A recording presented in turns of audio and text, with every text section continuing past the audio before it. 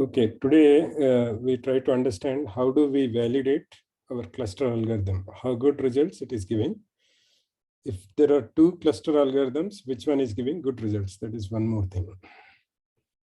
If you can validate a cluster algorithm on some performance measure, then when two are there, for whichever the performance measure is high, that you will consider as a better algorithm. So for supervised classification, we have a variety of measures to evaluate how good our model is. Because we know what results should come, we also have a training data set. So we will see that on training data set and test data set, how close we are coming to the prediction, original values, predicted values. Or there are some confusion matrix, other techniques. F measure is one of such measures. So when it comes to the unsupervised learning, it is not that simple. For cluster analysis, the analogous question is how to evaluate the goodness of the resulting clusters. But clusters are in the eye of the beholder. So whoever is looking those clusters, then he should be able to say that, let's say, whether he got good clusters or not. What he is looking, whether it divided the data into a fine understandable clusters or not. That is the meaning of this beholder means. Then why do we want to evaluate them? So it all depends on the user. Then why do we want to evaluate them? Before giving to the user, at least let's say we should know that how good we did, we made clusters. So one thing is, the first thing is to avoid finding patterns in noise. So don't try to find clusters in noise. To compare clustering algorithms. So if you have many algorithms, then which algorithm is good, which cluster technique you present to the user. To compare two sets of clusters, to compare two clusters. So two sets of clusters is different, and two clusters means just say in one algorithm you may get many clusters. So two sets of clusters means each algorithm will give a set of clusters, then comparison between those cluster sets. So now we will see that how we get usually these clusters when we apply random points, the original data, then k-means is giving these type of clusters. So how many clusters you see in k-means? Three.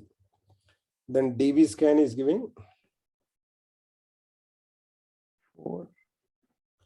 DV scan, we remove noise points, right? You remember yesterday? Core points, border points, noise points. Noise points, which color? Red color. Red color. So those you ignore here. Then you will get only 3 clusters again, right? Right. Then what is complete link? Max similarity. Single link means min. So you are getting 3 clusters you want, 3 clusters you got by all these algorithms. K-means, DV scan, and complete link. Then they are in different shapes and different compositions, right? Yes. So how do we evaluate them? Which is the good clusters? So there are different aspects of cluster validation. Determining the clustering tendency of a set of data, that is distinguishing whether non-random structure actually exists in the data. So if they are all random points, then whatever clustering you do, then they don't make any sense. So one thing we should understand whether there is first non-random structure or not. What is random structure and what is non-random structure? Random structure means not predictable structure, right? It changes and nobody can predict that. Let's say what if new elements comes, then what structure they follow. So non-random structure means which can be predictable. Somewhat, let's say people can think that, okay, new points will follow this pattern. Those things are called non-random structure. Random means nobody can predict. It is random. So we should see that if it is a random points, then there are no meaning of clustering them. So distinguishing whether non-random structure actually exists in the data. If there is non-random structures, then we shouldn't apply any clustering technique. comparing the results of a cluster analysis to externally known results, example to externally given class labels. So this we discussed earlier also.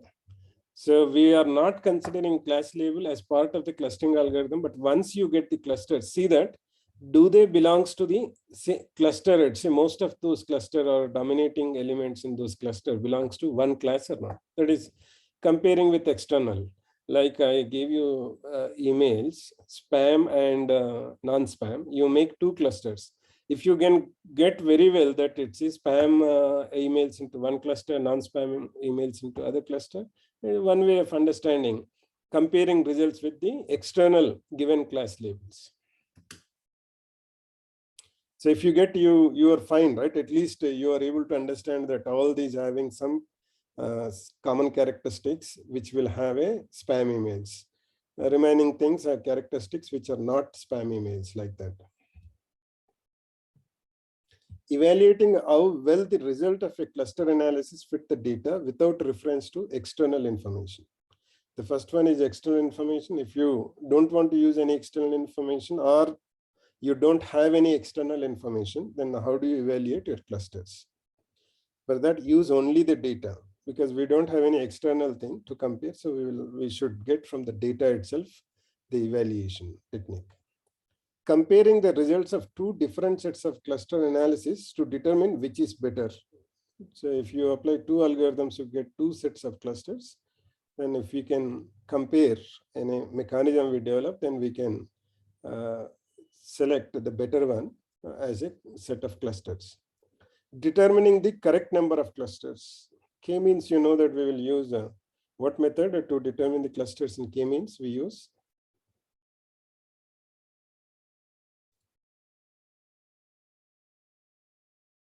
Elbow method, right? When you are increasing the clusters, then you will see that whether your SSE is reduced or not. So that is called elbow method. So elbow method means drastically it will fall down SSE in the beginning, but afterwards the reduction will happen, but the reduction will become very small. Our slope will become very, very minimal. So that point we will see that is the number of clusters we'll take in K-means algorithm. So here, different techniques we are following, hierarchical, then DB scan, then partitional clusters. So we should be able to decide what is the correct number of clusters. So for points 2, 3, and 4, we can further distinguish whether we want to evaluate the entire clustering or just individual clusters. So because they are sets of clusters, so we should be think that whether we are doing it on entire set of clusters or individual clusters. So measures of cluster validity. Numerical measures that are applied to judge various aspects of cluster validity are classified into the following three types. So we'll consider now three different types of measures. So the first one is external index, used to measure the extent to which cluster labels match externally supplied class labels. So in statistics, there is a method how close you are coming to the labels, that is called entropy. We know that it's information gain, all those things. So information gain means if you are close enough, then you'll get more and more entropy. So if you're not, then your entropy will be very small. So internal index, one more thing, if you don't have any external classes to compare how good your clusters are, then you should go for internal index. So what is internal index? Use it to measure the goodness of a clustering structure without respect to external information. So one thing is the sum of squared error.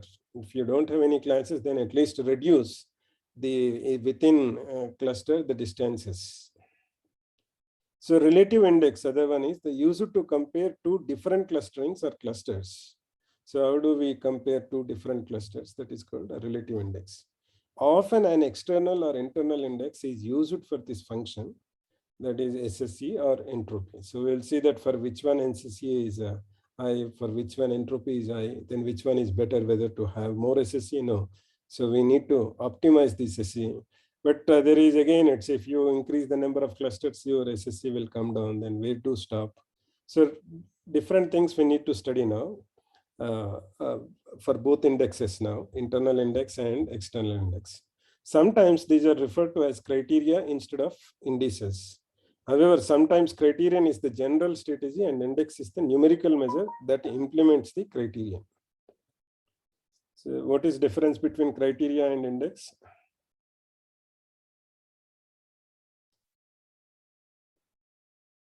Read and try to understand what is difference between criteria and index.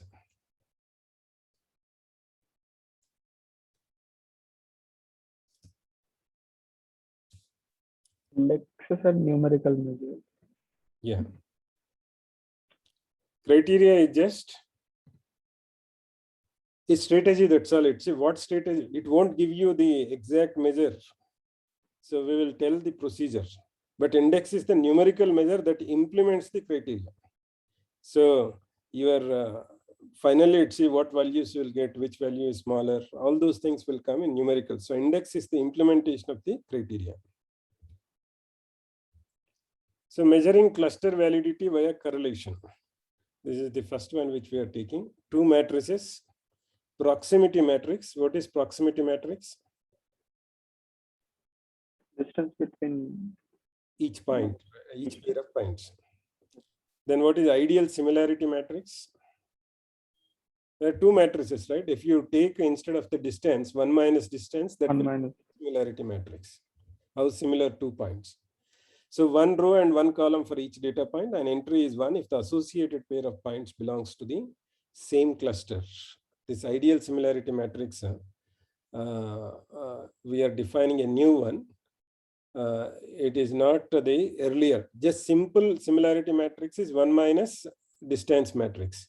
So here ideal similarity matrix, we are expecting this should be ideal for us. 1 row and 1 column for each data point, and entry is 1 if the associated pair of points belongs to the same cluster. Why this should be true? If they belongs to the same cluster, what is distance between them? Should be small or more? Minimum. Minimum. So what can be minimum for 2 points, the distance? 0, right? That is what we are expecting, right? Similarity means similar element should come into the same cluster. So within the cluster, the similarity value should be maximum. What maximum you can get between 2 points in a cluster? Distance is 0, 1 minus 0, similarity should be 1. 1, right? The similarity should be highest, that is 1. Right. So an entry is 1 if the associated pair of points belongs to the same cluster. That is what we are expecting. Yes. In ideal scenario. An entry is 0 if the associated pair of points belongs to the different clusters. So why it should be true for us? There belongs to different clusters means what? Points in different clusters should be least similar. Yeah, least similar. They shouldn't have any similarity, in fact. That is the ideal situation, right?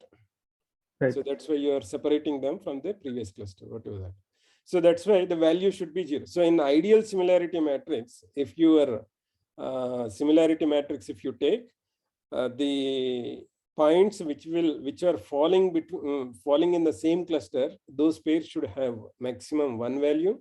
Remaining pairs should have 0 values. Means the points falling into different clusters. Wherever the pair you get, for them the similarity should be 0. Now we will compute the correlation between the two matrices and the proximity matrix. Proximity is nothing but, let's say, you can understand here closeness here. So closeness means similarity. It is not a distance matrix we are talking here. Proximity itself is the similarity matrix. Proximity means what? Closeness, right? Yes, sir. So initially I said it is distance. No, it is not distance matrix. Of course, it's a distance also will tell you that whether they are more proximate or not. But here in this sense, it is used in the sense of the similarity. That's why we want to get the correlation between proximity matrix and ideal similarity matrix. So compute the correlation means what relation we have in the original data, proximity values, and when you write this or when you create this ideal similarity matrix, compute the correlation between the two matrices. Since the matrices are symmetric, only the correlation between n into n minus 1 by 2 entries needs to be calculated. You remember or not, what is correlation? It's a statistical measure, right? If you Yes. are given two vectors, what are the boundary points or what is the maximum and minimum of a correlation measure? -1 to 1. 1. If they are positively correlated, maximum is 1. What does it 1. mean positively correlated means? If one vector increases, other is also increasing. So similar opposite with the negative. Might, yeah, negative also. So now we take these two matrices. One we'll create after clustering technique. So whichever pairs are in the same cluster, those values will be 1. If they are not in the same cluster, those values will be 0. Then proximity matrix will get the similarity. First we'll get the distances, then 1 minus that. Then we need to get the correlation. But first one will have n square values. Second one also will have n square values. But they are symmetric matrices. What is the meaning of symmetric matrices? A transpose equals to A. Yeah, so that is nothing but the values diagonal, above diagonal, exactly replicated below the diagonal, right? Yes. So you don't need to compute n square values correlation. The whole matrix now consider as a n square vector. If it's just consider as a vector of all the values. Then here it is said, because they are symmetric, you don't need to consider above the diagonal values. It is above the diagonal values is n into n minus 1 by 2. It is a little bit more because the diagonal is counted only once, right? But when we are computing, we may compute 2 times, A to A and another time A to A like that. But it's okay. The order of complexity is n into n minus 1 by 2. So you need to compute correlation only for lower diagonal matrix, because the correlation is always same on the diagonal. They belongs to the same cluster, right? If you take the same point. Yes. So that is always one, whether you consider them or not, that doesn't make any sense. So high correlation indicates that points that belong to the same cluster are close to each other. So we made some clusters. Then if there is high correlation means whenever there is more distance, those points are falling into different clusters. If there is very less distance, they are falling into the same cluster. So high correlation means that means, so what does it mean? We got very good clusters or bad clusters if they have high correlation? Good clusters. Good clusters. So this is one measure we need to see, cluster validity. So not a good measure for some density or contiguity based clusters. There we are not looking at the distance between each pairs, right? In density, DB scan or contiguity based clusters. So there it is not a good measure because this correlation won't support whether they fall into the same cluster or not. Because even if one point is close in one cluster, then you are attaching the new point to that. It may have very large distances with other points, right? So that's why this is valid for many clustering techniques, but not for density or contiguity based clusters. Mainly it is valid for globular clusters. You can think like that. So measuring cluster validity via correlation, this if you take, so for this you got correlation minus 0.9235. For this you got correlation minus 0.5810. So they are negatively correlated. If their distance is more and they are falling into the same cluster. I think this minus you shouldn't consider. It might be a mistake. They are good clusters, right? Because they look like their distances are small within the cluster and their distances are high out if they belongs to two clusters. Yes. Right side also. So I will You need to see the textbook, but it doesn't make sense to get the minus here.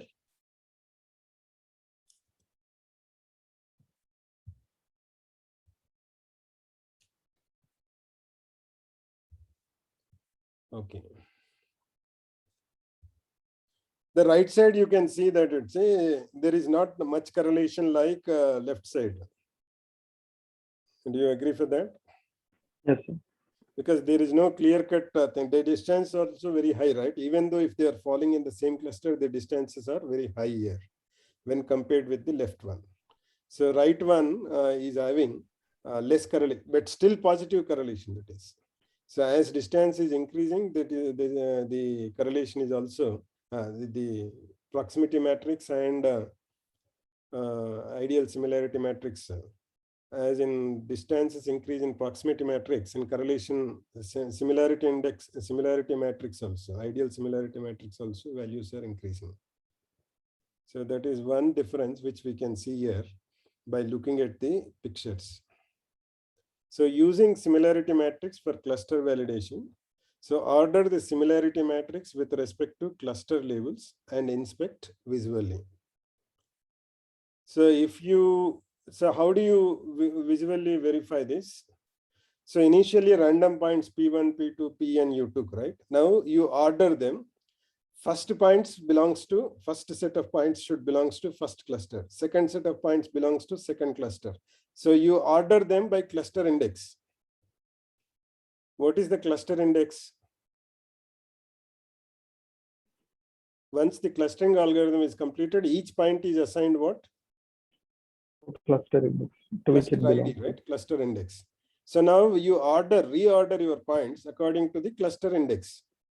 So all points which fall into same cluster will come together. Then your ideal similarity matrix should look how? Along the diagonal, because if they are falling in the same cluster, they should have maximum value, right? And if they are falling in a non-similar, falling in different clusters, they should have zero value. Minimum similarity. Minimum. Yes. So this is called heat map. In heat map, it's the color intensity is belongs to the value.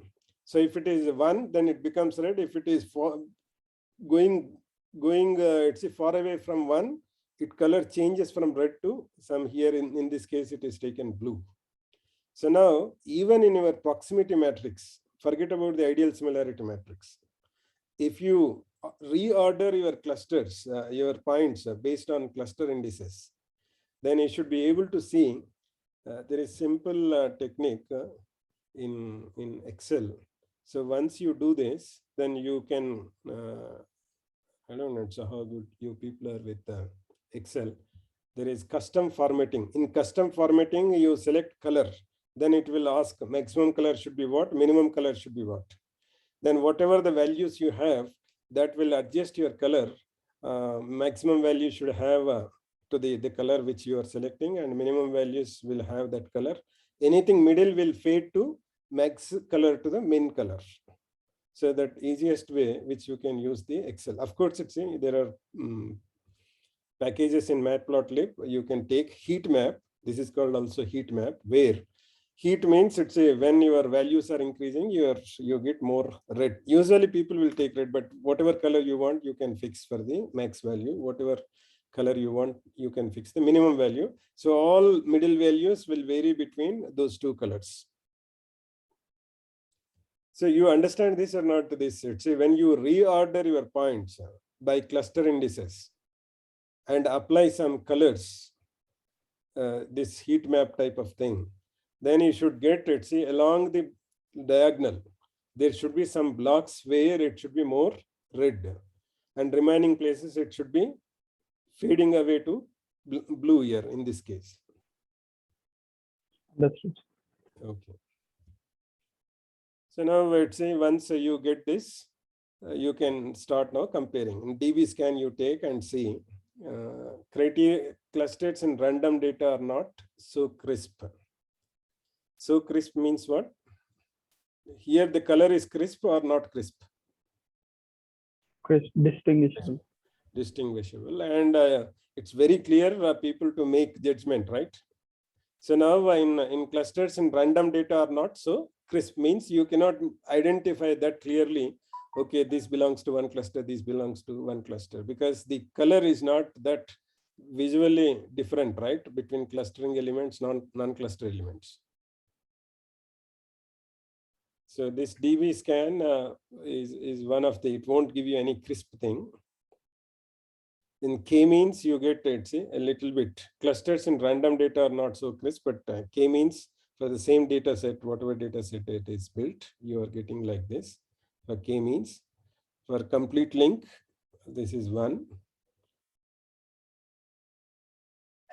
For DB scan, this is the DB scan. When you make DB scan, you get these types of clusters.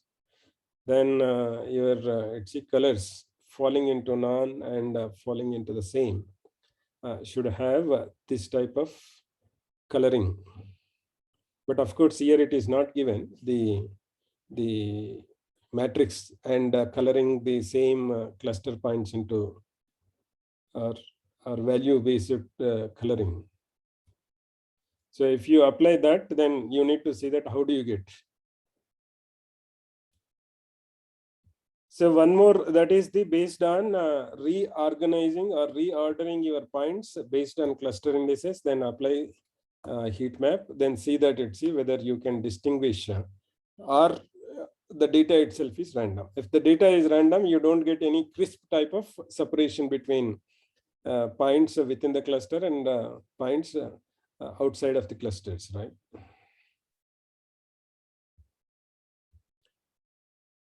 So one more thing is the internal measures. So we just go by internal measure.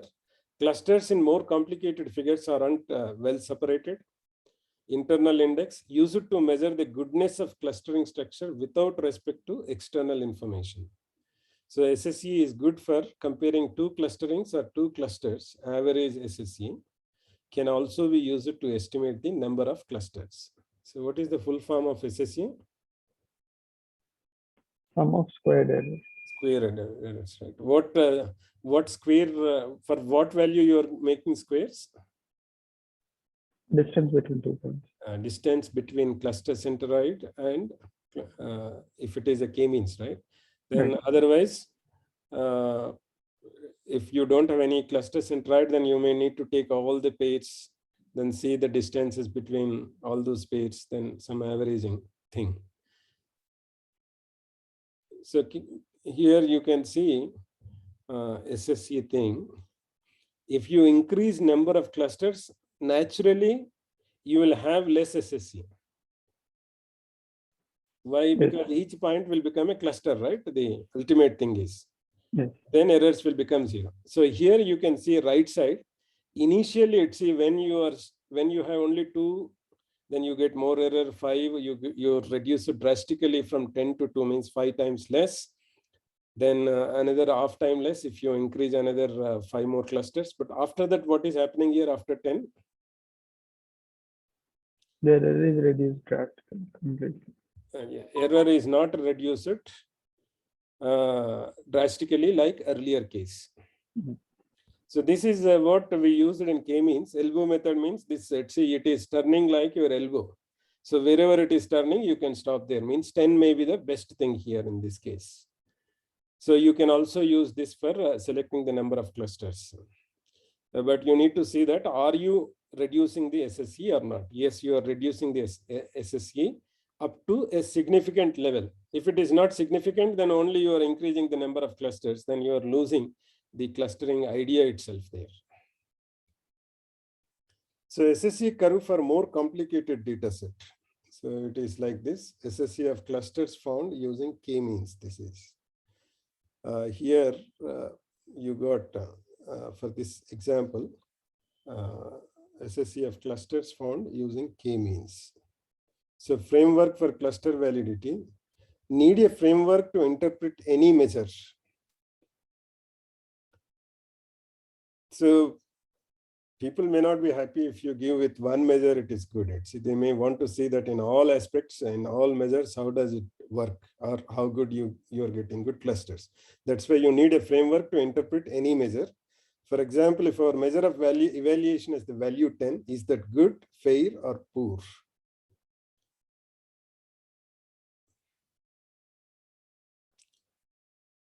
So SSE is a more general thing, right? If you say that SSE got 10, is it good or bad? We don't know. It depends on that. If you have more points, then you get more SSE also, right? Yes, sir. If you take average, then it is again should be averaged, but we don't know whether that value is good or not, SSE. Of course, in SSE, if you take average, then again it comes down. It averages between all, let's say, it doesn't depend on the number. But even then, we don't know that what value is good for SSE. Of course, we know that it's if SSE equal to 0, that is good. But do we get that 0? If we want to get 0, then we need to get more clusters. Then again, we will lose the concept of the clustering. Statistics provide a framework for cluster validity. The more atypical a clustering result is, the more likely it represents valid structures in the data. So finally, you should get valid structures in the data so that you can club up the points which have similar characteristics. Can compare the values of an index that result from random data or clustering to those of a clustering result.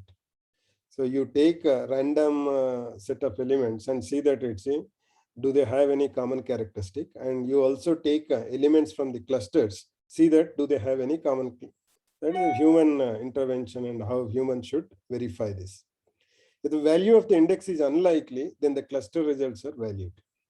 So these approaches are more complicated and harder to understand because it has become a human thing now. It becomes more complex. Again, different humans will use different types of analysis, all those things. So that's why these approaches are more complicated and harder to understand. For comparing the results of two different sets of cluster analysis, a framework is less necessary. However, there is the question of whether the difference between two index values is significant or not. So we use two clustering techniques and something got 10, other one is got 9.8 because we are building these clusters on a sample, right? And if you take a different sample for an earlier algorithm also, you don't have any guarantee that you will get always value 10. So what values we can say that they're almost same, there is not much difference. Which values we can say that there is, yes, a significant different values we are getting. That's why this clustering technique is good. This is not good, something like that. So however, there is the question of whether the difference between two index values is significant or not. This is again statistical measure.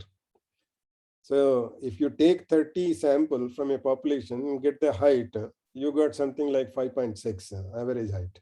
Then somebody took another sample of 30 different people, whatever that random, then they got 5.7. So do we say that it's 5.6 is wrong and 5.7 is correct?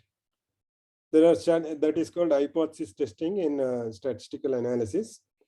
How much of it, according to the sample size, sigma by root n is the error usually. So sigma root n means if your sample size is small, your error may be more. If your sample size is big, then your error will come down. So it depends on the sample. So we should, even though we are getting that value computed, there is some attached error because that is computed for one sample, not for the entire data set. So how much of error we can expect? That is called error. So here also we got for some sample, some SSE, that SSE you may got 10, but that is computed for one sample. So that's why 10 plus or minus will come. So if other one is 9.8, that also will come 9.8 plus or minus. For 9.8 plus or minus, if it is 0.2, then that is equal to 10, right? So that is not much significant difference. That is what we say. So whatever error rate we say, if that is out of that, then we'll say that is significant. Within the error, if we are getting other value, we say they are not significantly differing. So however, there is the question of whether the difference between two index values is significant or not. So for that, a statistical framework people will take. So example, compare SSE of 0.005 against 3 clusters in random data. So histogram shows SSE of 3 clusters in 500 sets of random data points of size 100 distributed over the range of 0.2 to 0.8 for X. So if they take the SSE, then SSE they are getting like this. So it can be varied between 0.018 to 0.028. So wherever you are going to the far from the middle values, the number of times that can differ is becoming less, right? The probability of differing one value to other with 0.018 is very, very small. The differing or values to be close to 0.022 is very high, right? 50, almost 50 values are there. In the middle, if you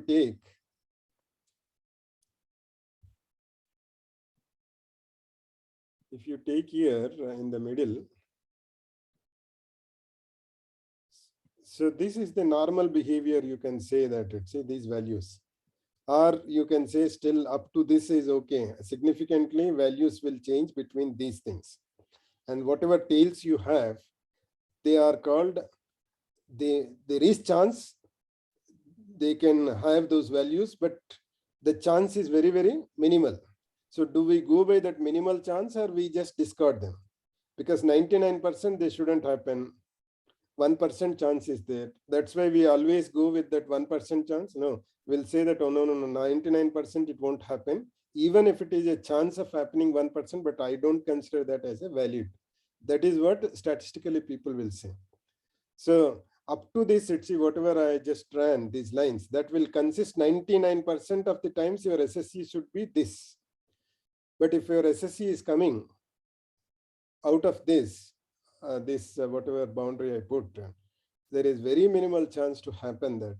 But that minimal chance, I don't want to take risk to consider that as a valid. Instead of that, 99% chance is there, that to be a noise. So I just consider that as a noise. So that is the statistical framework we are coming now.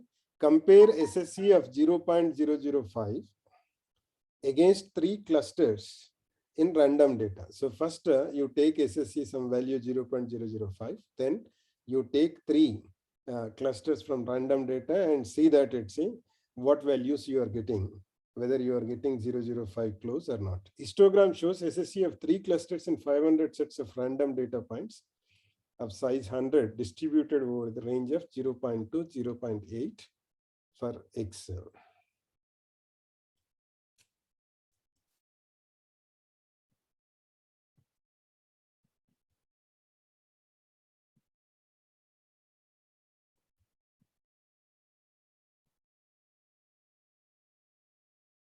Okay.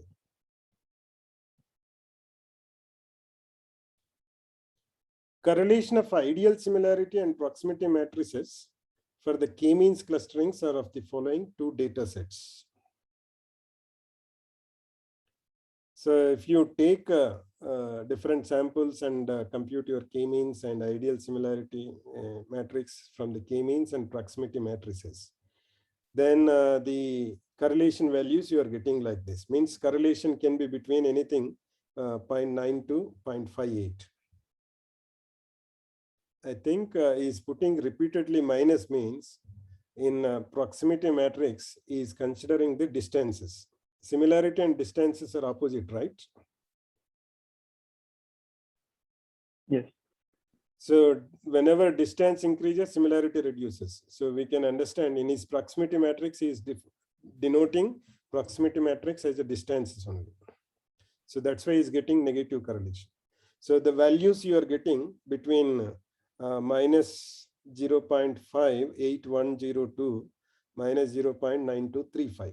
So usually it's if you use another sample or another k-means with parameter changing different case, then you see the value can be between minus 0.65 to minus 0.5. Now up to us, what values we consider they are not changing differently, drastically. What values we can say that they are significantly changing. So usually in statistics, what they do is whatever value falls with within the 99 or 98%, 98 percent probability, they consider them as non-significant difference. If they are falling outside of that, they are also called, if you remember, confidence intervals. If you remember your statistics, that is what you might have studied in your first year BTech, statistics, probability and statistics. There all this theory is there, or else you can go to Khan Academy and see that anyway, for a data scientist, it is important to understand the statistics, particularly hypothesis testing. What is confidence intervals? What is significance test? What is t-square test? All those things. So please go through them. So here people will use one of the confidence intervals. Confidence interval is nothing but values with 99%. Where should they fall? Even if they take different samples,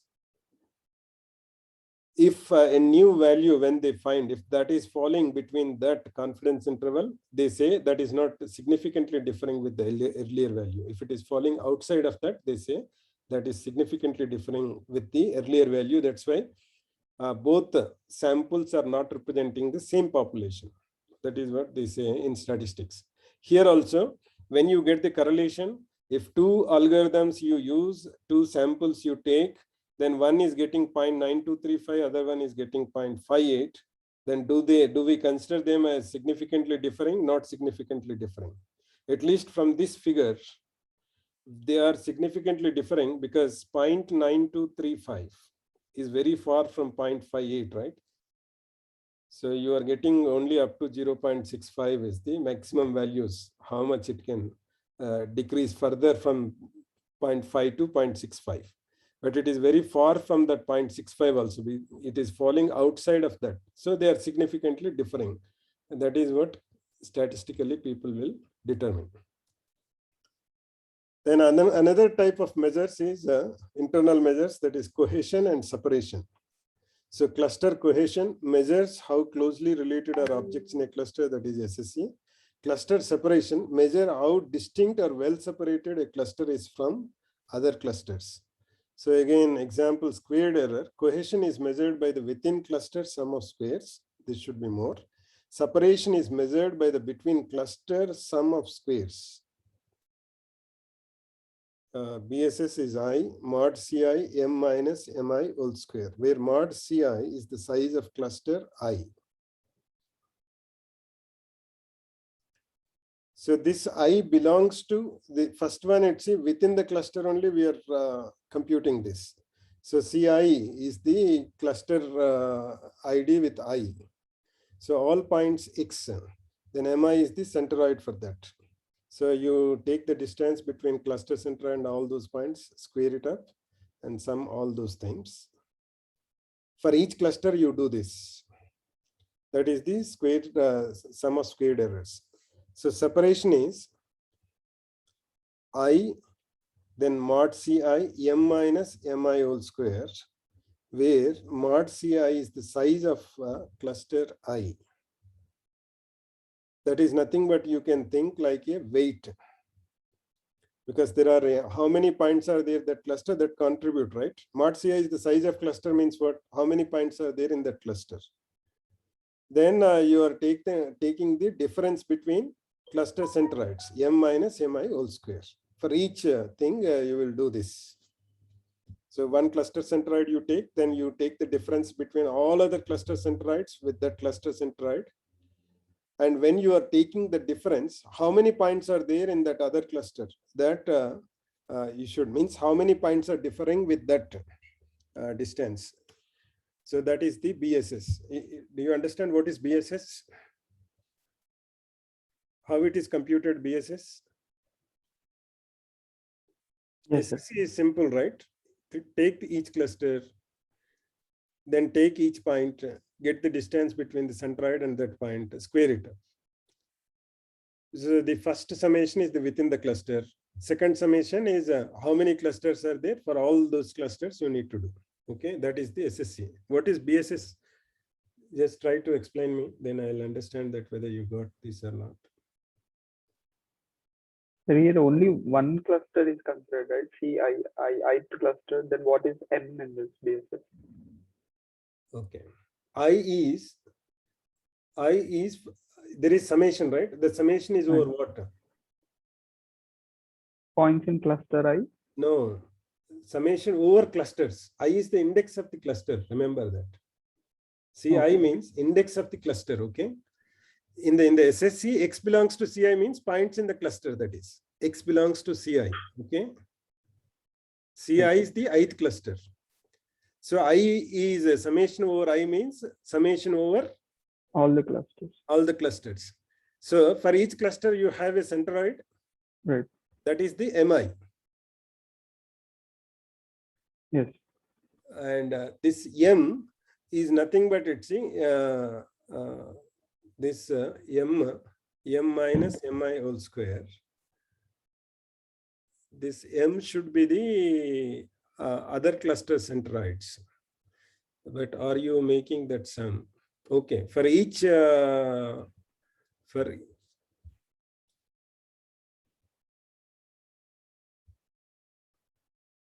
Mi is the cluster centroid, because in the SSC is also same.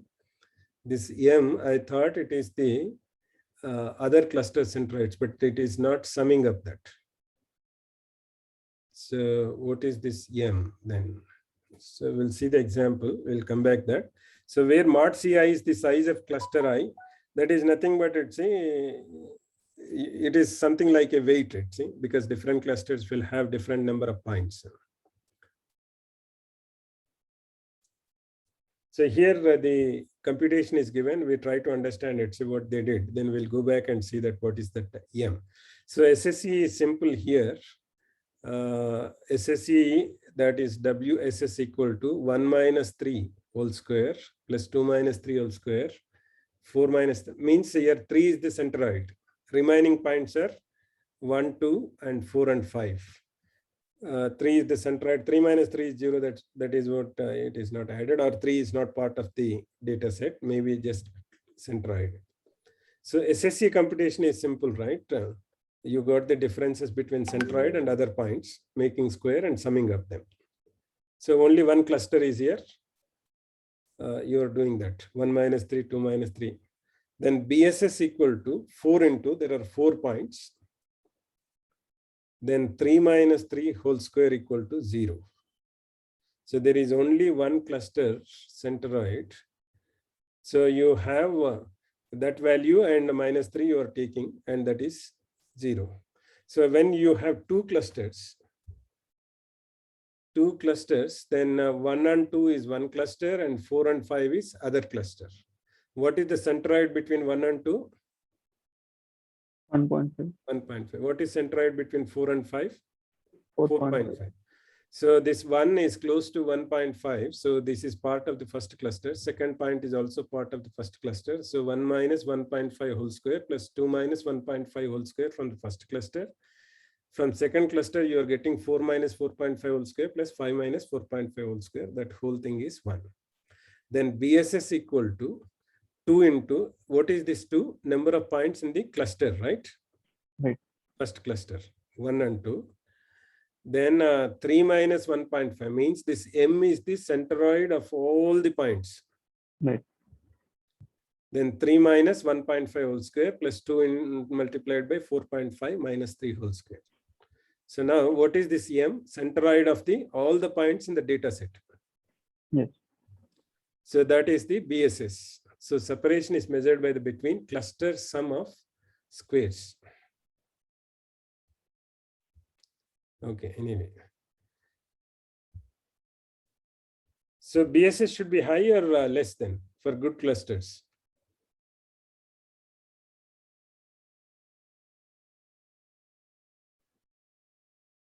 They should be high, right? That should be high value, right? You want more separation or not? Okay, intercluster separation should be more. Yeah, right. Okay. So we will see that more about this cohesion and separation. A proximity graph based approach can also be used for cohesion and separation. Cluster cohesion is the sum of the weights of all links within a cluster. That is nothing but your distance. So weighted graphs, all those things, let's say, if you are good with the graph theory, then you can use that. Cluster cohesion is the sum of the weight of all links within a cluster. then just sum of the distances within that cluster, right? You make a proximity matrix for the points within a cluster, then add up all those values, you'll get this value. If that is small, then that is more cohesive. If that value is more, it is not more cohesive. Cluster separation is the sum of the weights between nodes in the cluster and nodes outside the cluster. So if you have two clusters, then within the cluster, you don't take any distances, but if they are falling into two different clusters, take the distance between that page, then sum of that. Usually if you take average, then you will get the more comparable measure. So, but that value should be small, it should be high, because that is what we are expecting separation. Separation should be more high, cohesion value should be less. So what are these edges if you want to convert this into a graph theory? Distances. Yeah. Each pair will have edge naturally. Only weight we will assign for that edge, that is the distance. So internal measures, the cell height is the one of the important measure. People may ask you, even in interviews also, what measure you take. This is more agreeable measure for many people. Not, I'm saying unique measure all the people will use, but most of the times, this is one of the measure like precision recall F measure, like in classification theory. In clusters, the Selhout coefficient is one such measure. Selhout coefficient combines ideas of both cohesion and separation, but for individual points as well as clusters and clusterings. For an individual point I, calculate A equal to average distance of I to the points in its cluster. So within the cluster, what is its average distance with other points? That is the A. Calculate B, minimum average distance of I to points in another cluster. So first you find out average distance of I to points in other cluster. So you take one cluster, and from this point, for all points in that cluster, you get the distances, get the average of that. So if there are 10 clusters, 10 averages you will get out point which is outside of those 10 clusters. Then take the minimum. For whichever cluster you are getting minimum distance, you take that minimum. So calculate B equal to min of average of distance of I to points in another cluster. You understand this point? How many computations you need to do here? For B?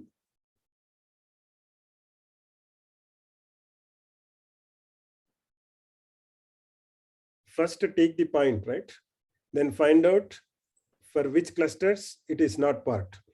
For each cluster, you need to find out distance between this point and all the points in the cluster, then average those distances, you will get the minimum, the average distance from this point to one cluster. Like that, you will get, if there are 10 clusters which this point doesn't belongs to, 10 averages you will get. Out of that, you take the minimum. That is the B. In other words, it's whichever is the closest cluster, you are getting that, but not based on one point. In the whole, all the points, you will contribute them to determine the distance between that point and that cluster. So for which cluster you get the minimum distance, that is your separation. B is nothing but your separation. Closest cluster, how much it is separated from the existing point. So the Selhout coefficient for a point is then given by S equal to B minus A by max of AB.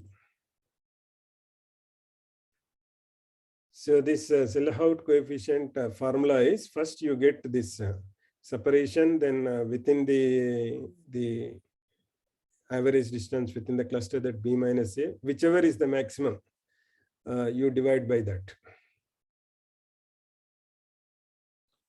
This is always typically between 0 and 1.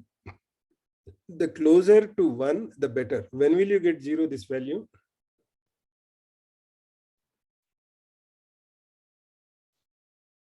One in the ideal case, where similarities.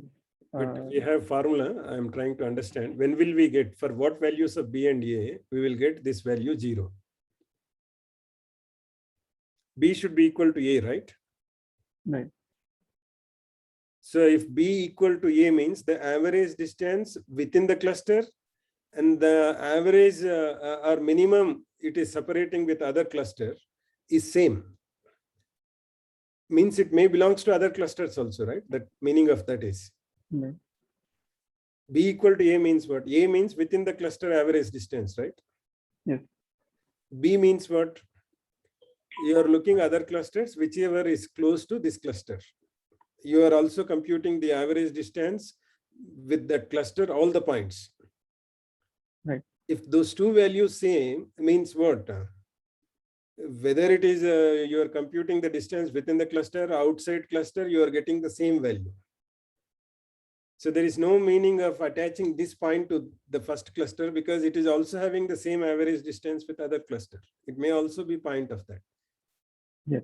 So your clusters are not separated very well. In that case, you will get 0 value. So 0 is not a good value. That is what here it is said. The closer to 1, the better. When will you get 1? A is 0 and B is 1. Yeah. So maxi of AB. So usually this B will be most of the times you get a high value. So if it is B numerator, then denominator is B. To get value 1, what should be the numerator? That also should be B, B. right? Yes. So when will you get B? When you get A, value A equal to 0. Means all points are same in that cluster. Then only you will get 0. So the ideal case is, let's see, within the cluster, you should have the same composition, same values, elements. Then you'll get this maximum. So is there any case that you find max of AB as A? So when will you get this becomes maximum? And to become 1, you never get that situation here. Because you'll get minus, right? You never get 1 here. If A is bigger than B, then down you will get A, but numerator you never get the positive value. Then you never get 1 value. So that case doesn't arise. So only the case arises B should be maximum. So whenever you get the Silhouette coefficient, there is in packages, once you build your clustering, then I think it's a cluster measures, another package will be there. If you provide cluster results, then you'll get the Silhouette coefficient as a parameter, return parameter from that method. Then you can read that Silhouette coefficient. If that Silhouette coefficient is between 0 and 1, it is good. And it is close to 1, it is better. Close to 0, it is worst. Can calculate the average Silhouette coefficient for a cluster or a clustering. So if you want to calculate for each cluster, then get the average. If for 10 clusters, for each cluster, you get the average. Can calculate the average Silhouette coefficient for a cluster or clustering.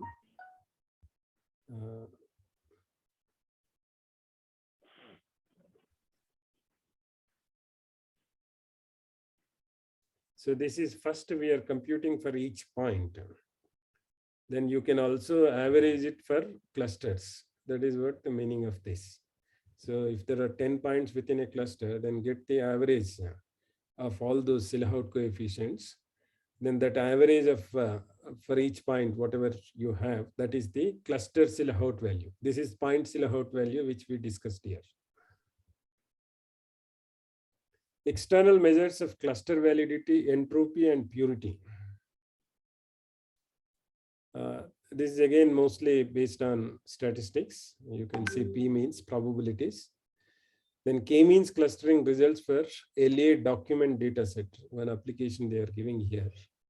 Then there are 6 clusters. In 6 clusters, how documents are separated by this K means clustering technique is given here.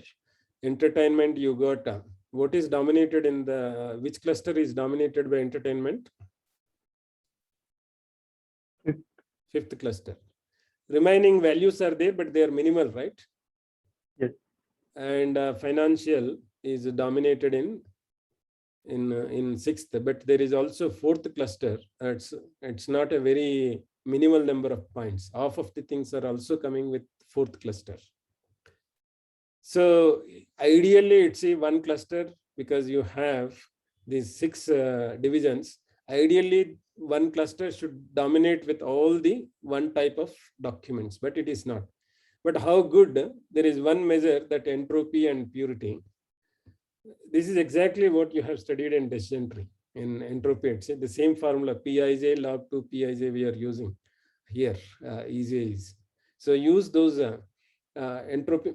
Entropy will become high value provided you get, entropy is nothing but purity, right? 1 minus entropy is also purity. There in decision trees, it was purity is 1 minus we took, but here they computed with the different formulas. So entropy should be less, purity should be high. That is what we are expecting. So whenever it is well separated, you will get a high purity value.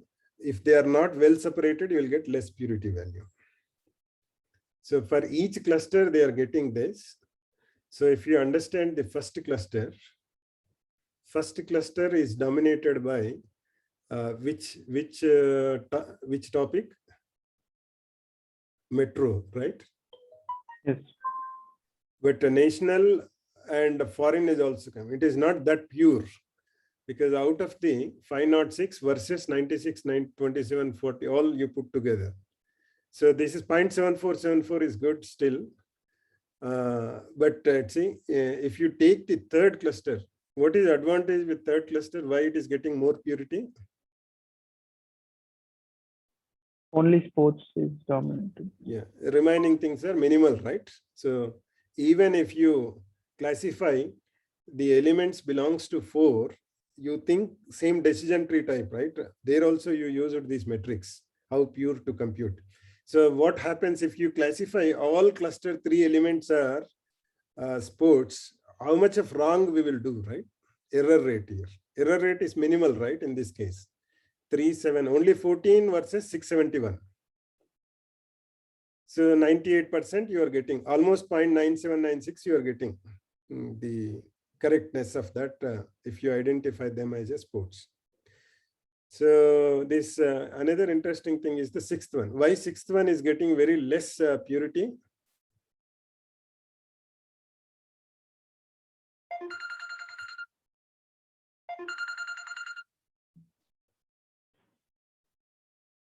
See the Both 6th one financial also. and metro. So if you identify, you should identify with financial, right? This. If you identify with financial, this cluster, how much of wrong you are, right? How many mistakes you make. That is 358 versus the 1712 is 29, 229, 229, 237, 277, and 290. So 358 versus 290. 290 mistakes. That's why it is coming only 55% accuracy here. Okay. This purity is simply computed with the error rate. So for each cluster, the class distribution of the data is calculated first. This is class distribution for each cluster. For cluster J, we compute Pij, the probability that a member of cluster J belongs to class I, as follows. Pij equal to Mij by Mj, that is nothing but 3 by total, 5 by total, 40 by total for that row, where Mj is the number of values in cluster J and Mij is the number of values of class I in cluster J. These first they will compute. Then using this class distribution, the entropy of each cluster J is calculated using the standard formula Ej equal to I is equal to 1 to L Pij log 2 Pij, where the L is the number of classes. So here 6 classes are there. So 6 is the number of classes. The total entropy for a set of cluster is calculated as the sum of the entropies of each cluster weighted by the size of each cluster. So Mi by M, Ej, where Mj is the size of the cluster J, K is the number of clusters, and M is the total number of data points. So purity is, using the terminology derived for entropy, the purity of cluster J is given by purity Yj equal to max of Pij, and the overall purity of a clustering by purity, same weighted thing. So purity is nothing but, it's for which class has a more probability, that is the purity. So 506 divided by the total is the purity here. So that's why for fifth one, for third one, you got 671 by 671 plus 14. That is 0.976. So this is one external measure people can use. So final comments on cluster validity. The validation of clustering structures is the most difficult and frustrating part of cluster analysis.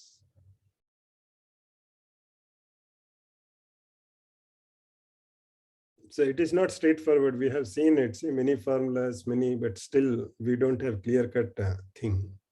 They're simply measures we are getting, but whether can we get more, if you can get more good value, but you are increasing the cluster numbers. So those problems are there. That's why the validation of clustering structures is the most difficult and frustrating part of cluster analysis. Without a strong effort in this direction, cluster analysis will remain a black art accessible only to those true believers who have experience and great courage. So that is what this famous scientist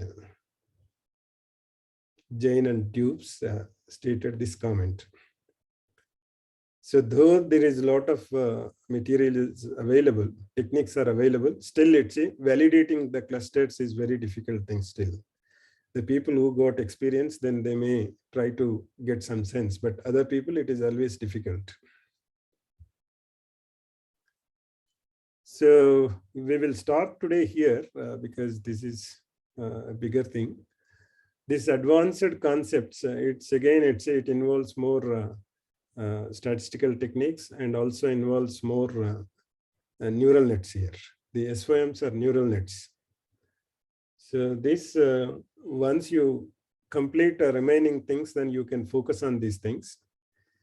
But with respect to where people use and what is the concept, that only I'll discuss instead of discussing the whole method, how people will apply these things or how these algorithms are developed. Unless you have strong basics in statistics and neural nets, it becomes difficult to understand. But anyway, to complete this course, I want you to have idea. When people ask what is SOM, then you shouldn't say that I don't know what is SOM. SOM is a unsupervised model which has basics in neural nets, but works for the clustering techniques for the data visualization. That is the SOM. At least that we should understand. So whenever it is required in the industry, if people ask, then we can spend more time and understand how those maps are generated, how they use for visualization. But at least the whole overall concept we should get, where people use them, what is the idea behind that concept. So similarly, fuzzy C-means and mixture model, this statistics, unless we have statistics background, it's difficult to understand. And density based, again, grid based clustering, subspace clustering, graph based. So there are different types of clustering techniques which are called advanced concepts. Why do we study advanced concepts? Is it enough the non-advanced concepts to stop there itself?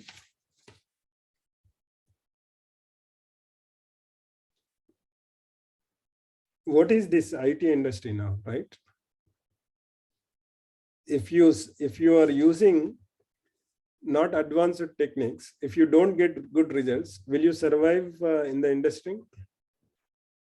No.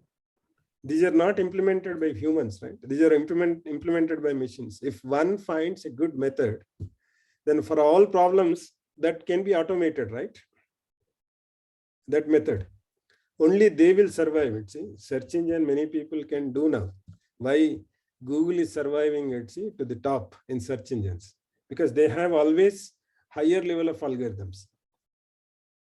So continuously they are updating their search algorithms. So in cloud technology also, in AWS is updating its cloud technology. So unless we update with the current trends and current algorithms, advanced concepts, because they are improved over the previous algorithms.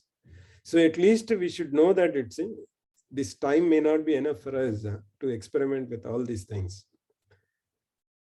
But what techniques people are using, if really I require to use the technique, can I at least get the concept. Then whenever I use, then I'll go and study more and see that it's already it's there are some people who want to democratize the IT industry. Means they want to develop many algorithms in open source so that people can access that.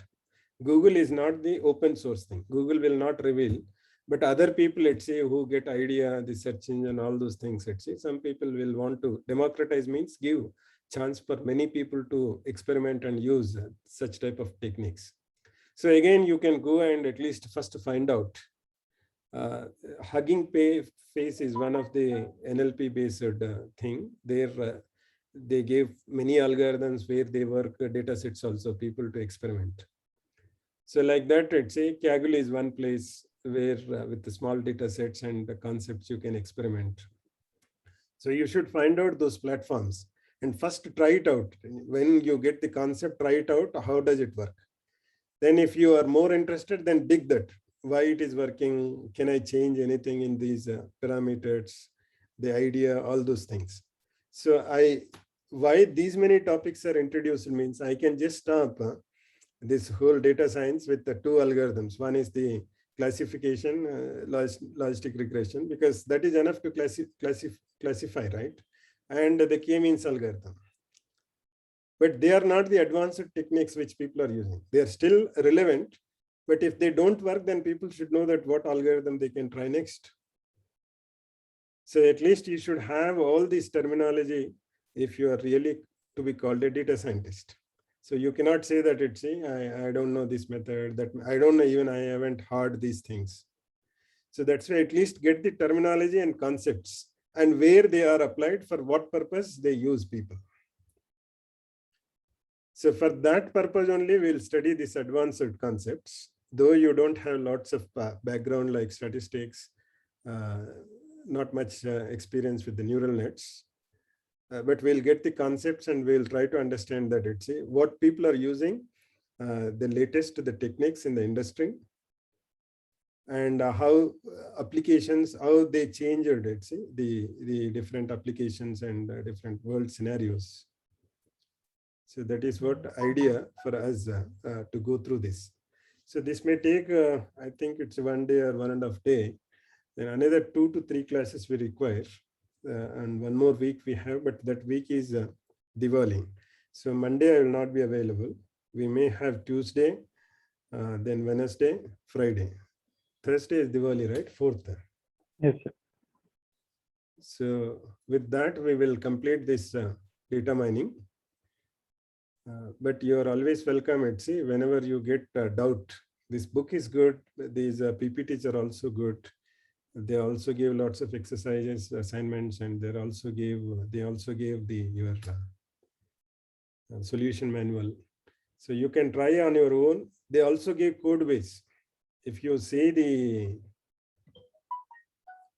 the